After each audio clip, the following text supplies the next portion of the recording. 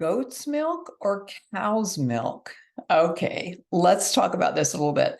So, cow's milk can be problematic for a lot of people because of the lactose in it, but also because it's called an A1 casein, A1 protein, which is high in casein, but it's also high in lactose. So that can really bother some people. So, goat's milk is what's called A2 protein, and A2 protein is a lot easier to digest. The fat globules are smaller and they're easier for your body to break down. And goat's milk is actually a little higher in fat than cow's milk when you're looking at full fat.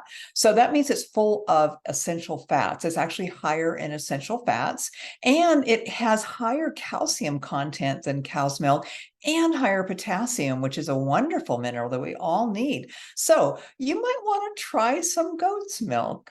All right, follow me on Divine Farmer Health for more tips. Bye for now. Want to receive restoring organ function recipes to your inbox? Sign up at divinefarmerhealth.com.